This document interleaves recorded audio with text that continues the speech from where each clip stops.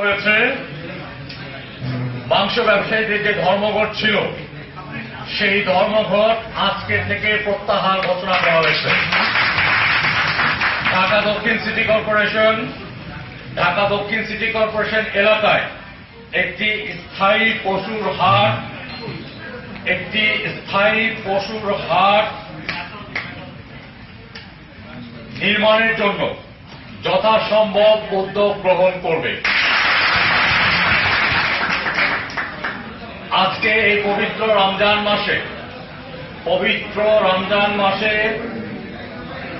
জনগণের সুবিধা বিবেচনায় আমরা মাংস ব্যবসায়ীদের সঙ্গে আলাপ আলোচনা করে সর্বসম্মতিক্রমে সিদ্ধান্ত গ্রহণ করলাম যে আগামী 1 রমজান থেকে 26 রমজান পর্যন্ত দেশীয় গরুর মাংস প্রতি কেজি 475 টাকা দর নির্ধারণ করা হল। বিদেশি বোল্ডার গরু 440 টাকা, মহিষের মাংস 440 টাকা, খাসির মাংস 725 টাকা, খাসির মাংস 725 টাকা, ভেড়া ছাগির মাংস 620 টাকা নির্ধারিত করা হল।